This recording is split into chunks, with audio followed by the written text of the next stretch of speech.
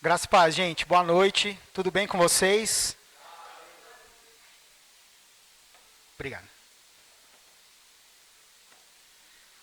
Pastores, muito obrigado pelo convite.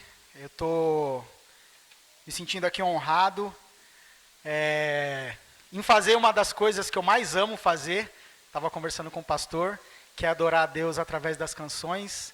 Então eu me senti duplamente honrado aqui pelo convite de poder fazer um som com vocês aqui e pelo convite de poder compartilhar uma mensagem com vocês.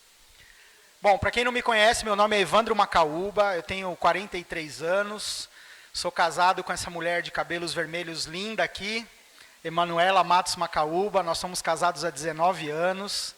Eu tenho uma filha no primeiro casamento, chama Vitória de Moraes Macaúba, que foi também praticamente criada por ela. E nós servimos lá em São Bernardo do Campo, na Igreja Batista de Vila Euro. Eu sou pastor de jovens e adolescentes lá. Então, muito bom estar aqui com vocês. E bora de palavra. A gente tem um ditado aqui, né, no nosso país, de que o Brasil só funciona depois. Pois é. Eu não participo desse ditado não, velho, que eu estou trabalhando desde o ano passado, era para mim ter pego uns dias aí no final do ano, mas não parei, estou trabalhando igual um doido. Mas a gente tem esse ditado, né? A gente costuma ouvir muito que o Brasil começa a funcionar só depois do carnaval. E aí quando o pastor Fernando me chamou aqui para compartilhar essa mensagem, eu perguntei para Deus o que ele queria, o que ele esperava de mim aqui. Eu resolvi trazer essa mensagem para vocês a respeito de planos. Todo ano, né, quando vai chegando ali no finalzinho do ano, você começa a estabelecer metas, né? Quer fazer planos para o próximo ano. Vou emagrecer, vou comprar um carro, vou comprar minha casa, vou fazer várias coisas para Deus. A gente começa a planejar, né? E aí a pergunta é uma pergunta muito importante. Quantos de nós, quando estão fazendo os planos, colocam o Senhor na equação? O que eu quero dizer com isso? Normalmente a gente sonha, a gente pensa, putz, eu vou realizar, vou fazer. Mas quantos de nós, desde o início, desde que o sonho vem para o teu coração, vai para a tua mente ali, quantos de nós realmente colocamos o Senhor em primeiro lugar? E é sobre isso que a gente vai discorrer aqui um pouquinho hoje. E é sobre isso que a gente vai ver, à luz das Escrituras, o que o Senhor fala a respeito de planos. Eu costumo dizer para as pessoas, quando eu tenho oportunidade de compartilhar uma mensagem, que sempre que eu tenho essa oportunidade, o Senhor ele fala primeiro comigo. Então, tudo que vocês vão ouvir aqui hoje, às vezes as pessoas acham, pastor, que a gente veio aqui para apontar o dedo, né? E tal. Mas deixa eu te falar uma coisa. Tudo que você vai ouvir aqui hoje, se você sentir que foi uma cajadada em você, lembre-se que primeiro essa cajadada bateu em mim. Porque primeiro o Senhor falou comigo. Afinal de contas, eu não tenho absolutamente nenhuma diferença de vocês. Pastor não é diferente. Pastor não é super santo, pastor não é herói, pastor não é de ferro. Cara, a gente é exatamente igual a vocês. Talvez sobre nós repouse uma função diferente de servir na igreja. Mas então a gente apanha do mesmo jeito, a gente peca do mesmo jeito e a gente se arrepende do mesmo jeito. Então eu vou começar conversando aqui com vocês a respeito da minha vida, de como o Senhor ministra a minha vida, tá? Eu trabalho com tecnologia da informação na área de segurança da informação. Gente, perdão, pode se sentar. Ainda bem que tem você aí, pastora, comandando a galera. Perdão, gente, perdão. Se vocês tiverem a oportunidade de me conhecer melhor, vocês vão ver que eu sou meio atrapalhado mesmo e que às vezes eu esqueço de fazer as coisas como elas devem ser. Então, voltando, eu trabalho com segurança de informação e nos últimos 12 anos eu trabalhei na maior empresa de telecomunicações do país. E aí, em junho do ano passado, eu tive a oportunidade, cara, um negócio assim incrível da parte de Deus, que eu não tenho tempo de contar aqui como foi, mas simplesmente recebi uma proposta de trabalho num momento que eu nem imaginava. E financeiramente foi muito bom para a minha vida, eu acredito que foi realmente algo, um milagre de Deus na minha vida. E eu aceitei esse desafio. Pensa num cara que está sofrendo, cara. Pensa num cara que está sofrendo no trabalho. Sou eu, por conta do desafio, sabe? E o ano passado eu estava tão sobrecarregado, alguns meses eu estava tão sobrecarregado que eu senti medo de ser demitido do trabalho. Porque era tanta coisa vindo ao mesmo tempo que eu achei que eu não ia conseguir dar conta.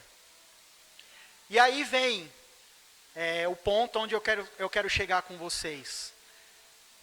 Eu esqueci de quando eu aceitei esse desafio. O que é isso aqui? Um controle, certo? Eu esqueci de colocar esse controle nas mãos de Deus. Por quê? O que encheu os meus olhos? A oportunidade financeira. E aí, quando tudo começou a dar errado, aí eu lembrei do Senhor. Senhor, me ajuda. Eu preciso de você. E nós temos um Deus tão maravilhoso. Nós temos um Deus tão incrível, cara. Que por conta de um sacrifício, primeiro dele, por entregar o seu filho, depois pelo filho que morreu no madeiro por mim e por você, sofreu dores que um ser humano é incapaz de sofrer. Cientificamente, um ser humano não é capaz de sofrer as dores que o Senhor sofreu por nós. Por conta disso, existe um negócio nas nossas vidas chamado graça. E o Senhor foi gracioso comigo. O Senhor derramou graça sobre a minha vida e me mostrou aquilo que eu precisava fazer, quais eram os caminhos que eu tinha que traçar para conseguir vencer os desafios.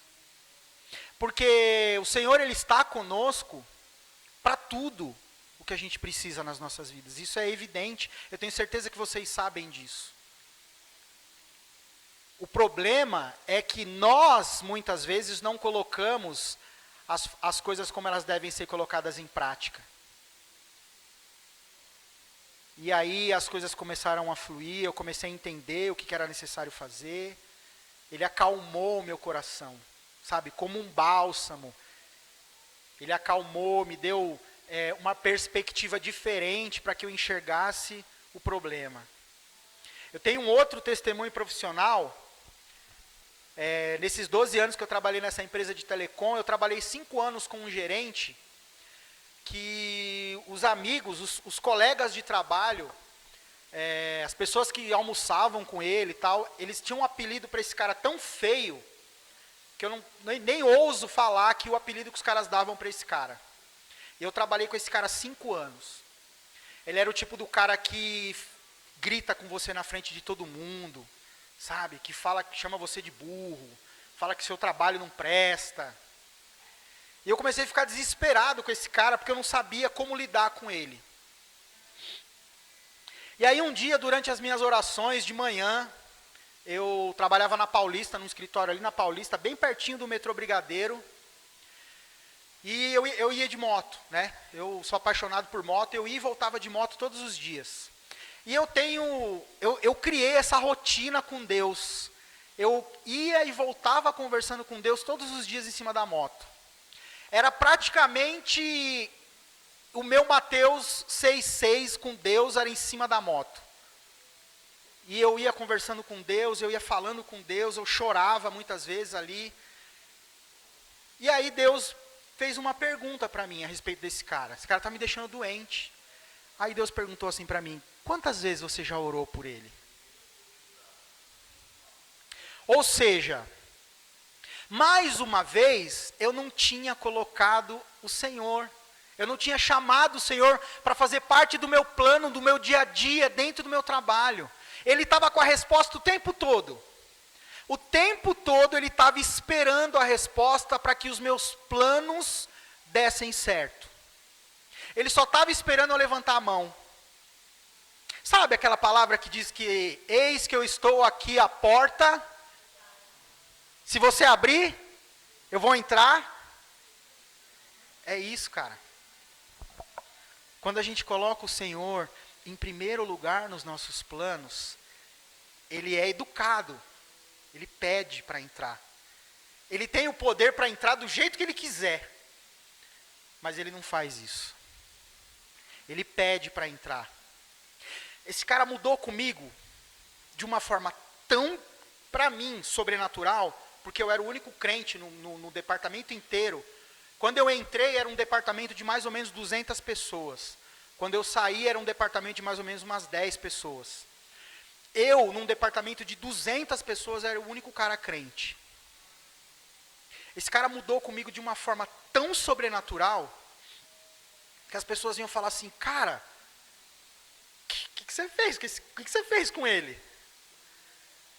Era a brecha que o sistema queria. Porque aí eu falava, cara, eu oro pela vida desse cara todos os dias. E aí as pessoas não entendem. É difícil para elas entender, pagar o mal com o bem. Porque é justamente o que o Senhor pede para que a gente faça. Cara, não é para pagar o mal com o mal. É para pagar o mal com o bem. Enfim, os anos se passaram, esse cara se aposentou. E esse cara, quando foi embora, me chamou para almoçar com ele. E esse cara chorou, junto comigo ali, dizendo que ele ia sentir saudade de mim, sentir saudade das conversas que a gente tinha. Ou seja, eu peguei o controle, entreguei nas mãos do Senhor, pedi para que Ele me ajudasse a passar por aquilo. E automaticamente Ele fez as coisas acontecerem. E eu lembro desse cara até hoje, velho. Até hoje eu oro pela vida desse cara. Não é todos os dias que eu lembro dele, né? Acho que você entende o que eu estou querendo dizer. Às vezes você ora por tantas coisas e enfim. E eu oro pela vida desse cara até hoje. E aí no final do culto, eu vou deixar uma tarefa para vocês. Me lembrem, no final do culto, antes de eu descer, que eu quero dar um testemunho sobre a minha vida, sobre a minha família. Do que Deus fez na minha vida quando eu coloquei os planos na mão dele. Se você quiser ouvir, você vai me lembrar. Beleza? O que a palavra de Deus, que é o mais importante, o que a palavra de Deus fala para nós a respeito de entregarmos os planos na mão do Senhor? Abre tua Bíblia aí, liga tua Bíblia, enfim. Em Lucas 14, do 28 ao 31. Lucas 14, do 28 ao 31.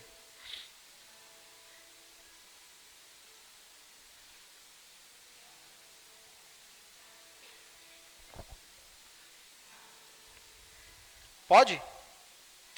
Qual de vocês, se quiser construir uma torre, primeiro não se assenta e calcula o preço para ver se tem dinheiro suficiente para completá-la? Pois se lançar o alicerce e não for capaz de terminá-la, todos os que a virem rirão dele, dizendo, este homem começou a construir e não foi capaz de terminar. Ou qual é o rei que, pretendendo sair à guerra contra outro rei, primeiro não se assenta e pensa se com 10.000 homens é capaz de enfrentar aquele que vem contra ele com 20.000. Ou seja, tudo que você vai fazer na vida, é importante que você planeje. É importante que você se prepare para fazer aquilo. No nosso caso, em especial, é fundamental que você consagre os seus planos ao Senhor. É a primeira coisa que você tem que fazer, cara. Antes de fazer os planos, quando aparecer um sonho no seu coração, você precisa se lembrar de que você cumpre os 10 mandamentos, resumidos em 2. Que é amar o teu Deus com todas as tuas forças, com tudo que você tem e com todo o teu entendimento, e amar ao seu próximo como a ti mesmo. Até essa palavra, ela tem uma palavra fundamental em algumas traduções, que diz semelhante ou igualmente ame o seu próximo como a ti mesmo. Ou seja, para o Senhor tem tanta importância quanto amá-lo, é importante que você ame o teu próximo como a ti mesmo. E essa palavra aqui de Lucas 14, 28 e 31, ela acabou de nos dar aqui uma direção clara de que a gente precisa preparar, planejar, porque senão o que vai acontecer? a gente vai ser envergonhado, vai dar errado, vai falhar. Ou você dá uma volta muito maior daquilo que o Senhor já tinha preparado para você. Haja vista o povo que ficou quanto tempo no deserto? 40 anos. Eu não lembro quanto que é o caminho, quanto tempo que é o caminho, mas era curtíssimo. Você lembra, pastor? Era muito curto. O trajeto que os caras demoraram 40 anos, 40 dias. Cara, olha só.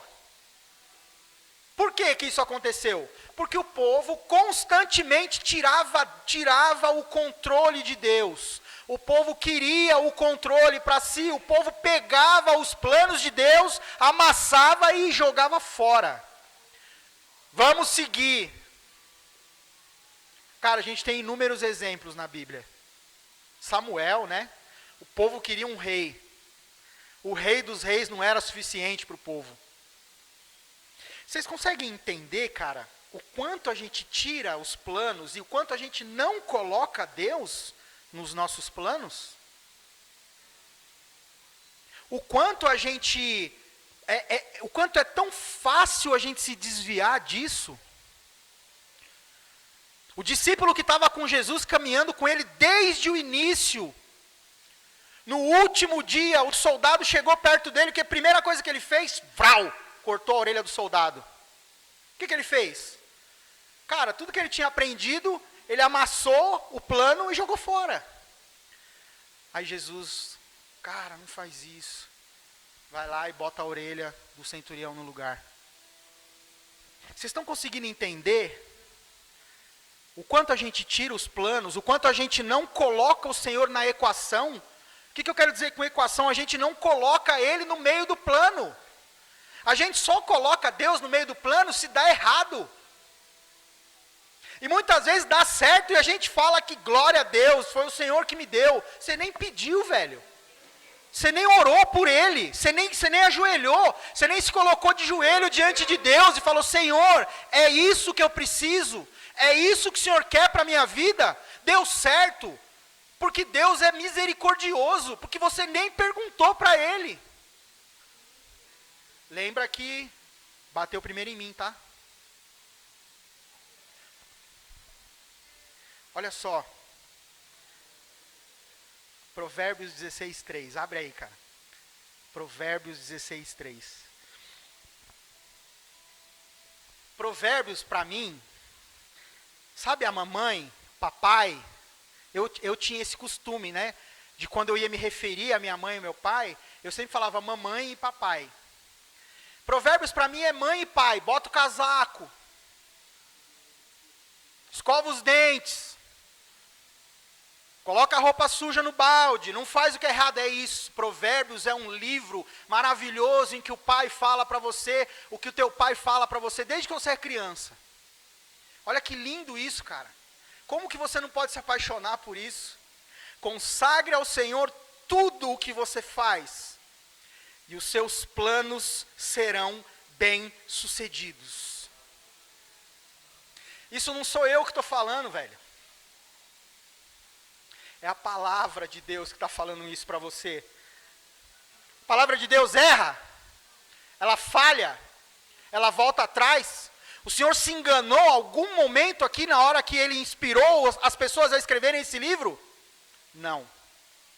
Então você crê que essa verdade aqui é irrefutável? Você crê que essa verdade ela não tem como ser subjugada? Então é isso.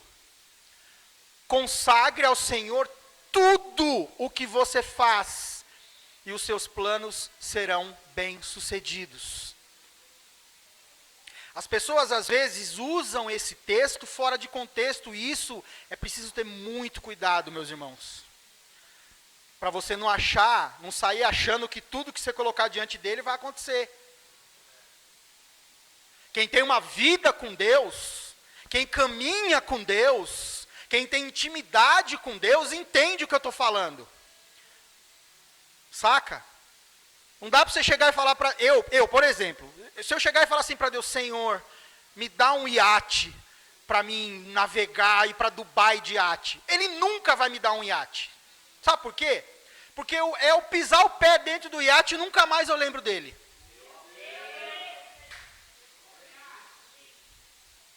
Sabe por quê? Porque meu coração vai se corromper. Eu me conheço, que dirá o Senhor? Então tenha muito cuidado quando você ouve essa palavra e acha que qualquer coisa que você colocar, Deus me... Não é assim, né, gente? Estou falando com uma igreja madura. A gente aprende com o tempo a ouvir o Espírito Santo. A gente sabe, e a gente chega num ponto em que a gente começa a olhar para Deus e pedir aquilo que é necessário, aquilo que é importante para que você tenha uma vida de santidade com Ele. E se você tiver nessa pegada com Deus, se você tiver nessa vibe com Deus, as coisas vão acontecer, você vai ser bem-sucedido. E eu não estou aqui para pregar teologia da prosperidade não, meus irmãos. Eu estou aqui para pregar uma verdade bíblica. Que você vai chegar num ponto de intimidade com Deus tão grande, que você vai consagrar as coisas diante dEle, porque os teus sonhos, aquilo que você almeja, o teu coração e a tua mente vão sonhar e vão querer aquilo que Ele quer. E aí você vive plenitude com Deus. Sabe? Milagres. Você vive milagres com Deus. Que às vezes, para muitos é uma coisa boba, mas é ter um pai e uma mãe convertidos, um irmão que está perdido, que vem para o Senhor. Isso é milagre, velho. Isso é milagre, cara. Milagre não é só cego enxergar e morto ressuscitar. Milagre muitas vezes é no seio da tua família as coisas se transformarem de maneira sobrenatural e a tua família inteira servir a Deus, cara. Mas para isso acontecer, você precisa colocar os teus planos diante do Senhor. Porque senão você vai ficar sofrendo 40 anos para concluir uma viagem que duraria 40 dias. Porque o Senhor, Ele vai te amadurecer. O Senhor, Ele vai tratar contigo. Ele vai te ensinar. Ele vai te fortalecer e Ele vai te preparar para que você esteja preparado também para o dia mau. Porque nem sempre a trajetória para ser bem sucedido nos teus planos é pedir o ganhou. E a gente vai falar sobre isso aqui. É preciso suportar o processo. Você está preparado para suportar o processo? Ou você vai desistir no primeiro não?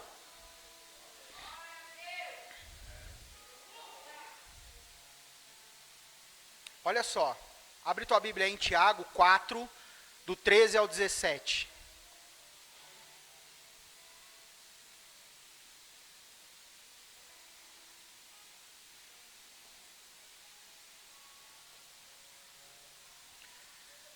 Tiago 4, do 13 ao 17, a minha tradução diz assim, eu uso uma tradução chamada Nova Versão Transformadora, tá, gente?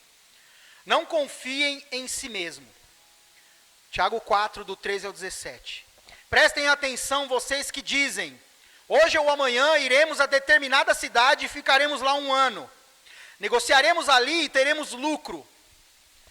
Como sabem o que será de sua vida amanhã? A vida é como a névoa ao amanhecer. Aparece por um pouco e logo se dissipa. O que devem dizer é, se o Senhor quiser, viveremos e faremos isso ou aquilo. Caso contrário, estarão se orgulhando de seus planos pretensiosos. E toda presunção como essa é maligna. Lembrem-se de que é pecado saber o que devem fazer e não fazê-lo. Se o Senhor quiser, os meus planos e os teus planos se concretizarão. É importante como cristãos entendermos e aprendermos a ouvir não. Ninguém gosta de ouvir não. Ninguém gosta de ouvir não. Mas quando você se torna um discípulo de Cristo, você morreu para aquilo que é seu. Você não tem mais a sua vontade prevalecendo. Você decidiu seguir uma vida com Cristo, Ele fala assim, velho, você quer andar comigo? Pega a tua cruz negue-se a si mesmo. A gente tem aquela passagem do homem rico também, que ele fala, Deus, eu já faço tudo que tem no tudo que tem na lei eu já faço. E aí Deus só fala para ele, beleza, eu estou vendo que realmente você faz tudo isso. Só precisa de mais uma coisa. Vende tudo que você tem, cara. Dá para os pobres e vem. Aí a palavra do Senhor diz que ele sai triste e vai embora. Por quê? Porque muitas vezes nós estamos apegados às coisas, e quando o Senhor fala para que a gente entregue algo que tem muito valor para nós, mas que não tem nenhum valor no reino, a gente toma o controle da mão dele.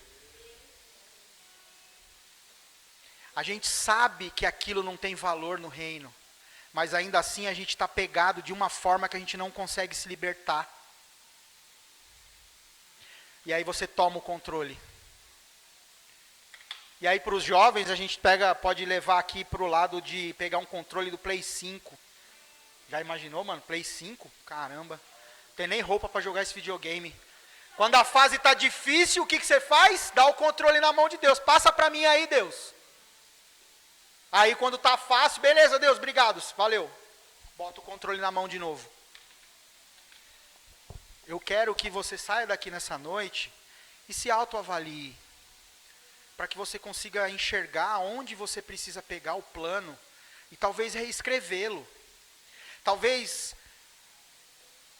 passar uma borracha em cima, talvez você seja ministrado pelo Espírito Santo, quando você sair daqui hoje, e você olhe realmente ali para o teu caderninho de planos e fale, caramba, Deus, isso aqui não tem nada a ver com o Senhor. Eu vou arrancar isso aqui dos meus planos. Obrigado, porque o Senhor me orientou. Coloca essa palavra diante de Deus hoje, na hora que você sair daqui. Quando você sair daqui hoje, coloca diante de Deus, Senhor, essa palavra é tua, essa palavra veio do teu trono, essa palavra foi o Senhor quem ministrou, foi o teu Espírito Santo. Se sim, me dá um sinal, me mostra como agir. Se não, simplesmente faz com que ela suma da minha cabeça.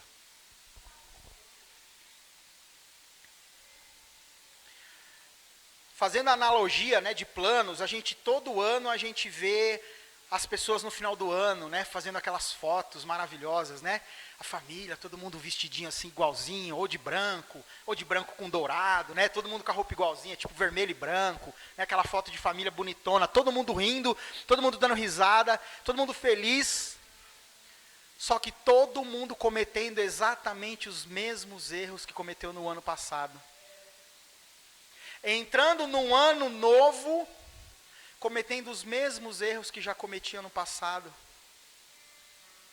Então pensa, e eu acho que não tem nenhum problema você chegar no final do ano e fazer essa foto em família, todo mundo sorrindo, todo mundo feliz. Mas pensa se no próximo ano, quando você for fazer essa foto, coloca diante do Senhor e fala, Deus, a gente está fazendo essa foto aqui, e a gente não quer repetir os mesmos erros do ano passado. Nos ajuda a traçarmos um plano que te agrade durante o ano seguinte. Nos ajuda a sermos pessoas que são relevantes para o reino de Deus. Nos ajuda a sermos pessoas que vão replicar o teu evangelho de maneira que as pessoas sejam encontradas pelo Senhor. Nos ajuda a colocarmos as coisas nos teus planos de uma forma que a gente de verdade consiga cumprir a tua palavra que diz, enquanto estiver indo, pregue o evangelho. Porque às vezes as pessoas veem ide, aí elas acham que elas têm que sair daqui e ir para a África.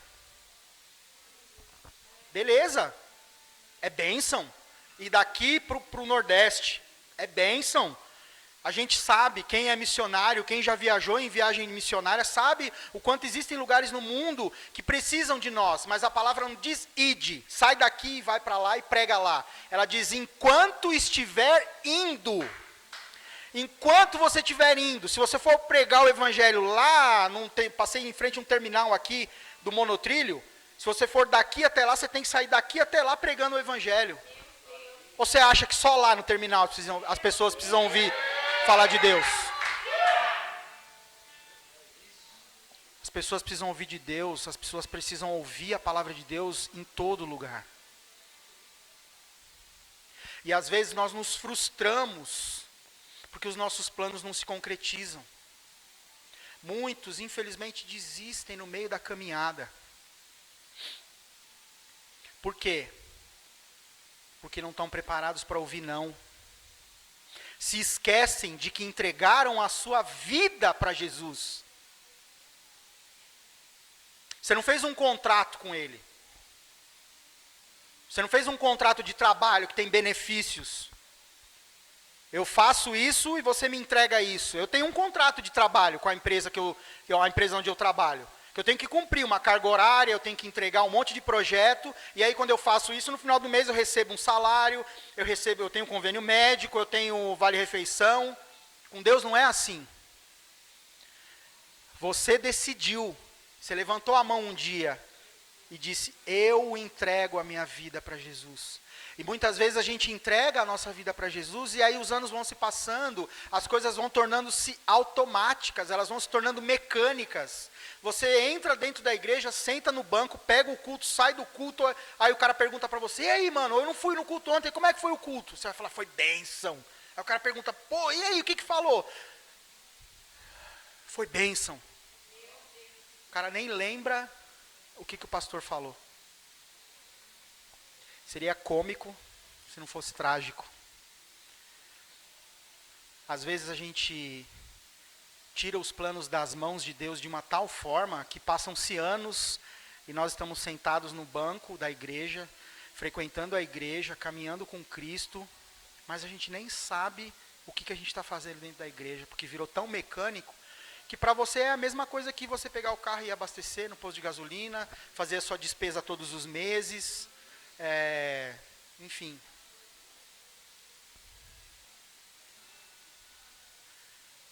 Eu falei lá no começo que é importante que a gente suporte o processo. Porque às vezes o processo para que você seja bem-sucedido, ele é longo. Às vezes os 40 anos, às vezes não, os 40 anos no deserto, eles foram necessários. Deus não errou colocando o povo no deserto 40 anos. Quem errou foi o povo. E aí, por conta do erro do povo, Deus falou, beleza, se não vai pelo amor, vai pela dor. Quem aqui já ouviu falar de José do Egito? Quem conhece a história de José do Egito? José era um filho muito amado pelo seu pai, muito querido, um cara extremamente inteligente, era tipo o queridinho do papai, tinha de tudo. O que aconteceu com esse cara? Os próprios irmãos venderam esse cara como escravo, velho. Tentaram matar primeiro, não conseguiram, enfim, jogaram no buraco, depois, vamos vender. Venderam o cara como escravo. Aí o senhor dele viu que o cara era bem apessoado, viu que o cara era inteligente, viu que era um cara articulado, aí traz ele para trabalhar com ele. Aí acho que José pensou, putz, mano, ufa, acho que agora vai, acabou. Aí o que acontece? A hora que ele está em alta conta com o cara, vem a mulher do senhor dele e tenta dormir com ele. O que acontece com ele, velho? Vai preso de novo. Porque a mulher o acusou de tentar abusar dela. Lá vai José para a cadeia de novo. E aí depois de mais um tempo, o faraó precisa de alguém para adivinhar ali o sonho dele, certo? Aí tem um cara lá preso que, acho que esse cara aí chama José de novo. Aí José faz aquilo que o faraó pede. E aí de novo, mais uma vez, José fica em alta conta com o faraó. A ponto de ser o segundo cara mais influente naquele lugar. Mais influente daquele povo. E o cara não era egípcio. Era o segundo cara, só não era mais importante do que o próprio faraó. E aí, o mundo naquela época passa por uma situação devastadora de praga. E aí quem vai lá buscar alimento e encontra com o irmão que foi vendido como escravo? Os próprios irmãos de José. José tinha tamanho poder nas mãos que ele poderia ter sentenciado os próprios irmãos à morte. Inclusive, muito provavelmente, a lei daquela época até o ampararia a tomar tal decisão. E o que José faz? José se alegra, o coração de José se enche de alegria de rever os irmãos e a família. Ele vai e os abraça, abençoa os irmãos, abençoa a família. Vocês conseguem entender o que eu estou falando de suportar o processo? Nem sempre vai ser fácil. Nem sempre vai ser do jeito que você quer, e esse talvez seja o nosso grande problema. Nós nunca estamos preparados o suficiente para entender o tempo de Deus. Muitas vezes nós planejamos e colocamos Deus diante dos planos. Senhor, abençoa, se for da tua vontade, que isso seja concretizado. Nós colocamos, nós consagramos esse sonho diante do Senhor. Aí começa a demorar. E aí o que você faz? Fica de biquinho, começa a murmurar. Aí vira salmista, né? Senhor, o senhor não está vendo aqui os meus inimigos prosperarem ao meu redor? O senhor não está vendo aqui o ímpio vencendo tudo? O senhor não está vendo? É claro que Deus está vendo. O que a gente precisa entender é que você não está vendo. Eu não estou vendo. E aí a gente fica num deserto de 40 anos, cara. Esperando amadurecer, esperando abrir o coração. Deus está esperando você abrir o coração, sabe? Deus está esperando às vezes você ouvir aqui o seu ponto eletrônico. Sabe, para mim, para nós que somos músicos, a gente está acostumado a tocar com fone de ouvido. No fone de ouvido você ouve aqui o violão, o baixo, a bateria. E aí você pede para quem está lá na mesa de som ir regulando conforme você precisa aqui, ouvir mais baixo, ouvir mais guitarra. O Espírito Santo é isso. Ele está o tempo todo aqui no teu ouvido, falando para você, cara, não faz isso. Mas o nosso coração é orgulhoso. E aí, às vezes, Deus está só esperando, cara, sentadinho, olhando para você e falando, cara, você só precisa dar aquele passo. Ele está torcendo por nós. Ele tem ciúmes de mim e de você. Ele não vê a hora de nos chamar pelo nome. E muitas vezes somos eu e você quem o entristecemos. Um Deus que deu a vida por mim e por você. A gente pode falar um pouco também sobre Daniel, Sadraque, Mesaque e Abidnego. Esses caras viviam no país deles, a cultura deles. Foi um povo subjugado, tornado escravo também. Eles foram obrigados a absorver uma outra cultura, foram obrigados a servir um outro rei. Passaram coisas terríveis ali. E eles nunca negociaram os seus princípios. Existe uma coisa muito importante, meus irmãos. Nunca negocie os seus princípios com Deus. Existem princípios que não podem ser negociados. Daniel, Sadraque, Mesaque e Abidnego, eles tinham a oportunidade de fazer o que eles quisessem. Eles podiam partilhar a mesma mesa que o próprio rei. E eles decidiram não o fazê-lo. Eles decidiram se manter fiéis ao seu Deus. Sofreram muito com isso, foram traídos, e aí a história vocês já sabem. 3 foram jogados na fornalha, só que as pessoas enxergaram 4. E um foi jogado na cova do leão, dos leões, e esses 3 saíram vivos de dentro da fornalha. A palavra do Senhor fala que não tinha nem cheiro de queimado na roupa dos caras, velho. E o outro saiu de dentro da cova dos leões. Vocês já viram alguma vez na internet vídeo de criança, de pessoas que caem dentro do fosso de um leão, dentro de um zoológico? Vocês já viram algum vídeo desse tipo? Cara, o leão estraçalha a pessoa que cai lá dentro. Mas eles suportaram. Eles poderiam ter dito, antes de ser jogado dentro da fornalha ou antes de ser jogado na cova dos leões, não, beleza. O que precisa fazer, rei? Eu vou me dobrar. Mas eu acho que eles tinham já em mente de que tudo aquilo era transitório. A expectativa de vida, a minha expectativa de vida e a sua é de mais ou menos 76 anos. Então, quando você tiver uma decisão difícil para tomar, e a gente vive num país tão abençoado que a gente nem tem que tomar esse tipo de decisão aqui, de decidir por servir a Deus ou morrer. Nesse exato momento, na Coreia do Norte, no Sudão, Afeganistão, Iraque, China, mais um monte de outros países na África, tem um monte de gente morrendo agora, nesse exato momento. E não estão negando a Cristo, elas estão permanecendo firmes, porque elas entenderam que nós somos peregrinos, a gente só está aqui, cara, de passagem, velho. Sabe? Você tem noção do que é a eternidade? A palavra eternidade é difícil de ser compreendida por nós. Porque como uma pessoa que vive 76 anos vai entender a eternidade? Ela não vai conseguir entender. Porque a nossa vida ela é extremamente finita.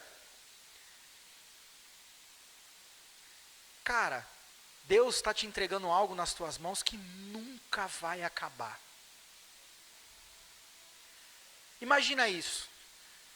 Faz o exercício e começa a imaginar coisas pequenas primeiro.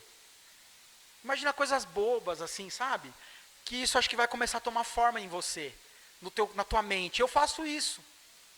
Eu começo pensando em coisas pequenas. Eu gosto muito de açaí. Aí imagina, não vai acabar nunca mais. Sempre que eu quiser açaí, vai ter açaí, cara. É isso, velho. Sabe? Imagina, começa pequeno. Porque se você começar grande, vai ser difícil de entrar na tua cabeça, velho. Você já começa pensando na vida. Não, a vida nunca mais vai ser finita. Aí que você já começa a bugar, começa pensando em coisas pequenas. A palavra do Senhor diz que vão ter ruas de ouro. Eu ando de skate desde os 14 anos. Eu sou apaixonado por andar de skate. Não sei se vocês entendem muito bem o que é isso, mas tem umas pistas de skate que parecem uma piscina, assim, um buraco. Aquilo chama bowl. Eu já fico imaginando que vai ter bowl de ouro. A rodinha do skate nunca vai gastar. O rolamento do skate nunca vai quebrar. Começa com coisas pequenas, gente. Porque é assim que o evangelho funciona. O evangelho é simples. O evangelho é simples. Cara, o seu Deus, o meu Deus, ele podia ter entrado dentro de Jerusalém com uma armadura de ouro, num cavalo branco, soltando fogo pelo nariz, com olho de fogo. Ele poderia entrar em Jerusalém com uma espada fumegante. Ele poderia destruir todas as pessoas que foram contra ele. Mas ele resolveu entrar com a roupa suja, com a sandália suja, em cima de um burrinho dentro de Jerusalém. Esse é o nosso Deus. É para esse Deus que você precisa entregar os seus planos. É um Deus que é simples. Às vezes nós ficamos até com medo de entrar na presença de Deus dentro dos nossos quartos, para pedir alguma coisa para Deus, achando que Ele é inatingível, que Ele é inalcançável, quando na verdade Ele não é. Quando na verdade Ele só está esperando, cara, que você abra a porta para que Ele entre, para cear com você. Quando você pensar nas coisas eternas, naquilo que é do alto, lembre-se de que Deus é um Deus ordinário. O que eu quero dizer com isso? Ordinário de ser simples, de coisas simples. Porque às vezes a palavra ordinário ela tem um sentido pejorativo, mas ordinário é de que é simples. Muitas vezes ele já está com o carimbo para carimbar teu plano. Ele só quer que você mostre para ele que ele é mais importante do que o carimbo que ele vai dar no teu plano. Ele já sabe de todas as coisas, meus irmãos. Ele já sabe. Desde antes da fundação do mundo, ele já sabe quais são os meus e os teus planos. Mas ele só quer entender e ver aonde está o seu coração e o meu coração. Sabe, Neemias é um livro incrível para que você consiga entender o coração de um homem de Deus. Para quem nunca leu Neemias, é bem curtinho.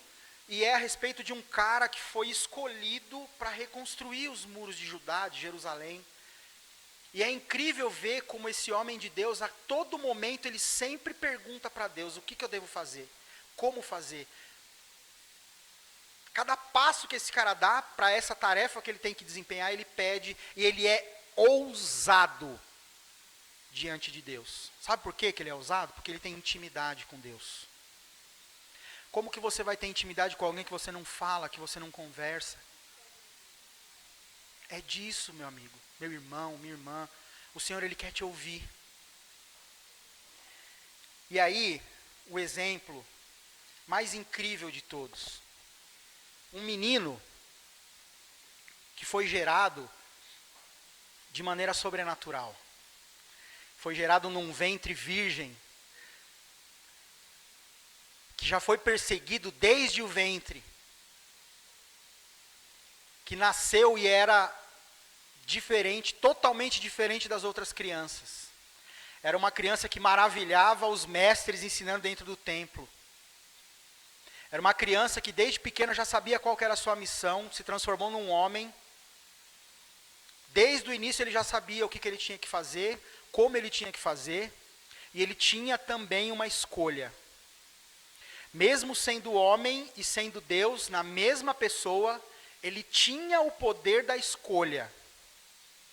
Jesus Cristo, ele poderia ter decidido não fazer,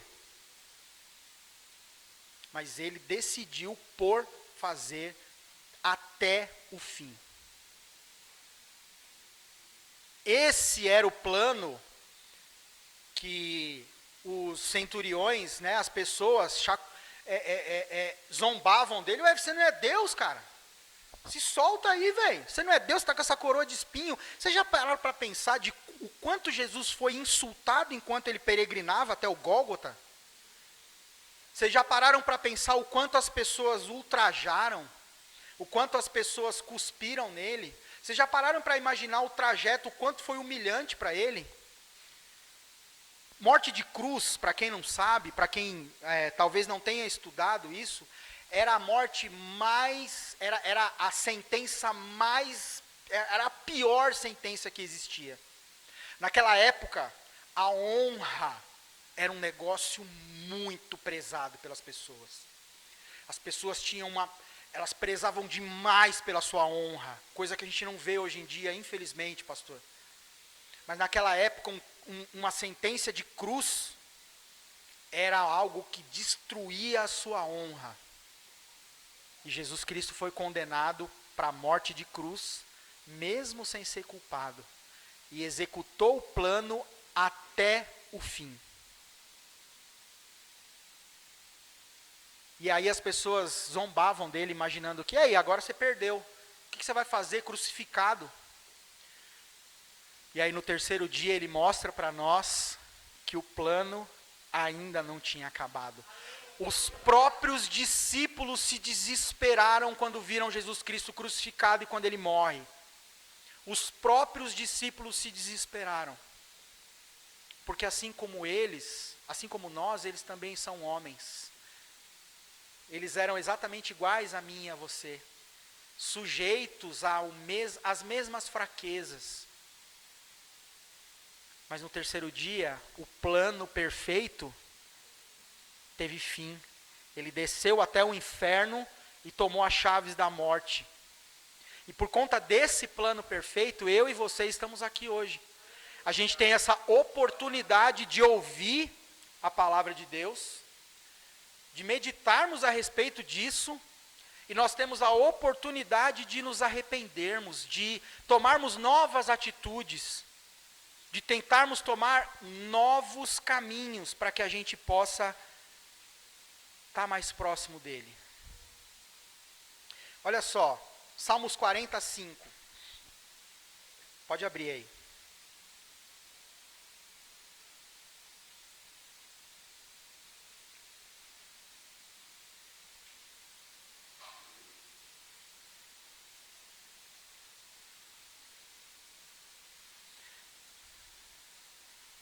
Senhor meu Deus, quantas maravilhas tem feito. Não se pode relatar os planos que preparaste para nós. Eu queria proclamá-los e anunciá-los, mas são por demais numerosos. Olha só, cara, o meu Deus e o seu. Não é possível que você não se apaixone por isso. Não é possível que você não se apaixone por essa palavra quando ela diz: Senhor meu Deus, quantas maravilhas tem feito. Não se pode relatar os planos que preparaste para nós. Eu queria proclamá-los e anunciá-los, mas são por demais numerosos. Os planos que o Senhor tem para mim e para você são tão grandes que a gente não consegue contar.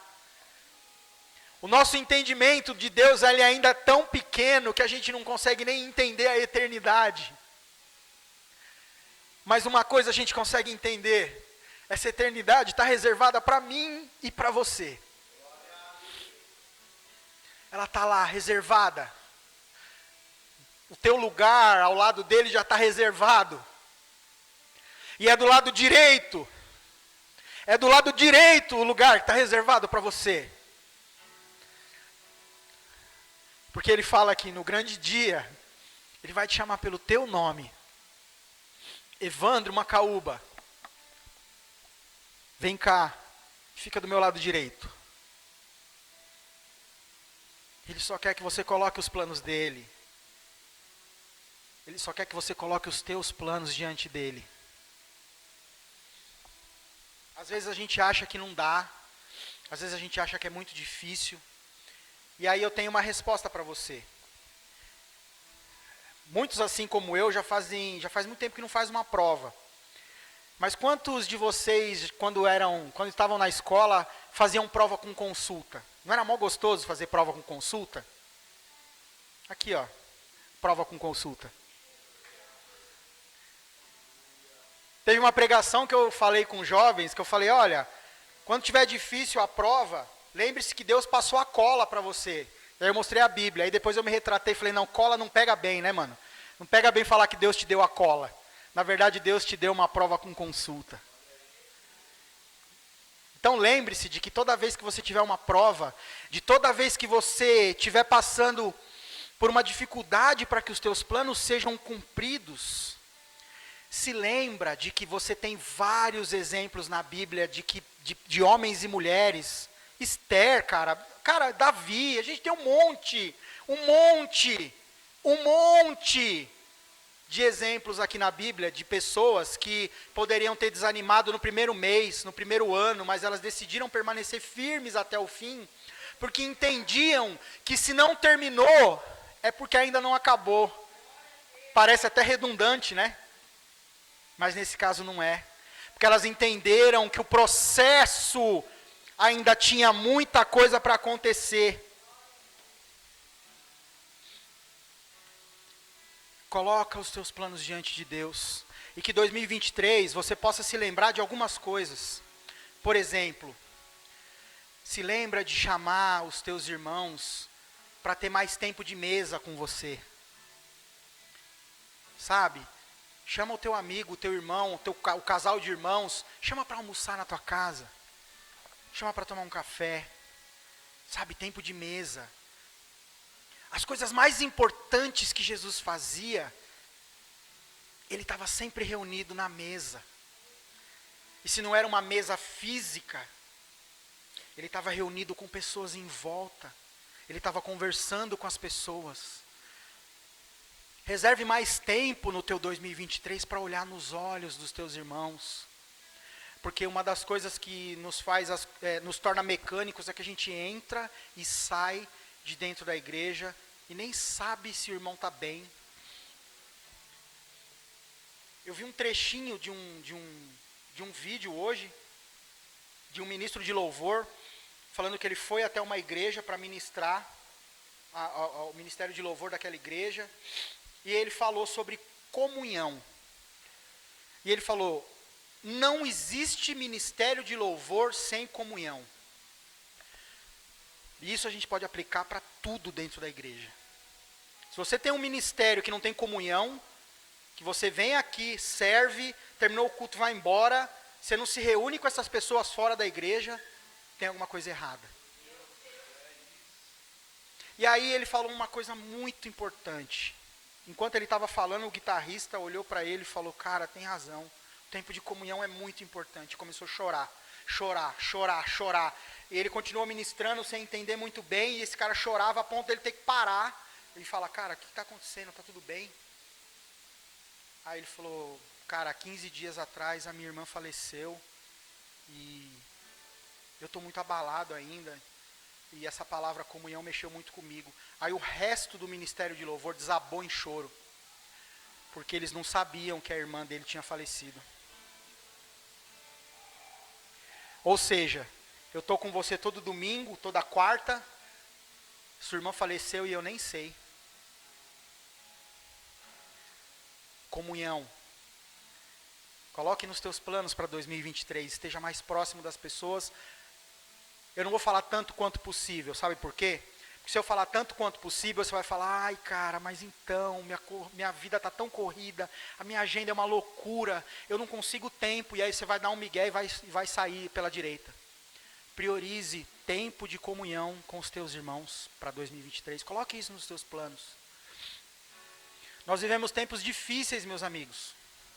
Tempos que no nosso país, na nossa realidade, nós nunca tínhamos vivido. E será que nós estamos preparados se a corda apertar mais? Eu vou ser bem sincero para você, meus amigos, eu não tenho medo nenhum da igreja ser perseguida no Brasil. Eu não tenho medo nenhum por favor, em nome de Jesus, não tem nenhuma conotação política com o que eu vou falar, por favor.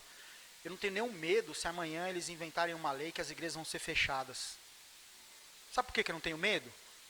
Porque na Coreia do Norte sempre foi assim, e a igreja do Senhor continua viva na Coreia do Norte. A igreja nunca morreu. A igreja nunca vai morrer.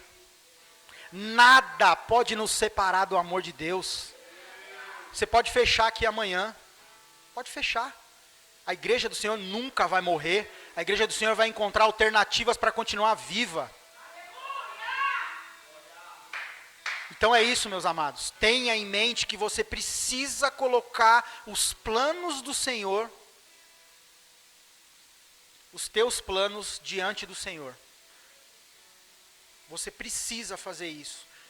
Se você colocou Ele como primeiro lugar, com tudo que você tem, com todas as tuas forças, fale com Ele a respeito dos teus sonhos. E aí você vai viver coisas sobrenaturais diante dEle. Está faltando alguma coisa? Eu posso fechar aqui? Eu sou a rapa do tacho, eu sou o filho mais novo. O meu irmão ele é 18 anos mais velho do que eu e a minha irmã 17. Faz as contas aí, meu amor. Quantos anos meu irmão tem? Eu tenho 43, mais 18? 62 ou 63? E nenhum nem outro, 61. Meu irmão tem 61 anos. E o meu irmão, ele é ateu, cara. E nem é sobre isso que a gente vai falar. Mas eu cresci, eu fui muito mimado pelos meus irmãos. Tanto meu irmão quanto a minha irmã. Porque quando eu nasci, meu irmão tinha 18, minha irmã tinha 17. Então eu era, cara, extremamente mimado por eles. E eu cresci vendo o meu irmão e a minha irmã como uma referência. Ainda que não sejam cristãos, eu também não nasci num lar cristão. Mas são uma referência de pessoas justas, pessoas honestas, pessoas que cuidaram e cuidam das suas famílias, sabe? Membros respeitosos da sociedade. Então eu cresci tendo esse apreço pelo meu irmão e pela minha irmã.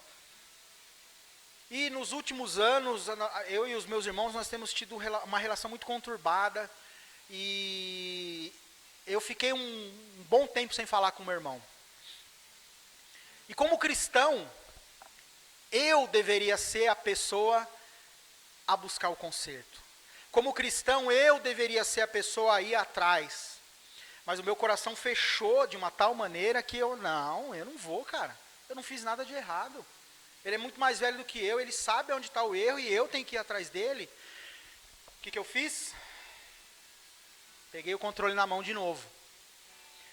E aí um belo dia nós estávamos numa reunião, né, nós temos culto de oração de sexta-feira lá na IBVE.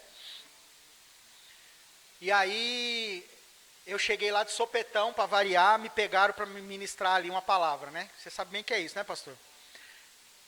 E cara, Deus falou demais comigo sobre amor e perdão. Amor e perdão. O pessoal estava cantando, louvando. E eu, caramba, Deus, o que eu vou falar de amor e perdão? E aí eu resolvi falar sobre aquilo que estava no meu coração, que precisava mudar. E aí eu pedi para os irmãos para que eles orassem pela minha vida, pela vida do meu irmão, para que a gente voltasse a se falar. Porque meu irmão é uma pessoa que é muito importante para mim na minha vida. Eu não lembro qual foi o mês, isso foi mais ou menos no meio do ano, assim, enfim. Passaram-se vários meses. Eu faço aniversário dia 14 de dezembro. Né? Aí, no dia 14 de dezembro, o meu irmão me liga. E aí ele fala, pô, velho, tava com tanta saudade de você. E ele se liga muito nessas coisas de aniversário. Não ligo para isso, aniversário, Natal, Ano Novo, eu não ligo para essas datas. E ele resolveu escolher um dia especial para falar comigo. E ali a gente chorou, a gente conversou e já nem lembrava, na verdade, mais por que a gente estava mais de ano sem se falar. E aí eu lembrei dessa palavra aqui. Quantas maravilhas o Senhor tem feito na minha vida. São tantas que eu não consigo nem contar mais. E um milagre, se para você isso não é milagre, para mim é. Para minha vida foi um milagre de Deus. Porque eu resolvi colocar diante dos meus irmãos num círculo de oração de que, cara, eu preciso liberar perdão para o meu irmão, eu preciso procurá-lo, eu preciso me consertar com o meu irmão. E aí Deus foi tão bom, Ele fez uma maravilha tão boa para mim, que o meu irmão me ligou. E aí, olha só, né, um cara que é ateu, ligando para um irmão que é cristão e pedindo perdão. Será que foi um tapa na minha cara, isso ou não? Pois é, meus irmãos, quem tem ouvido para ouvir, ouça. Eu não sou o crentão, eu não sou o santão. Isso foi uma lição de vida para mim. Fica de pé.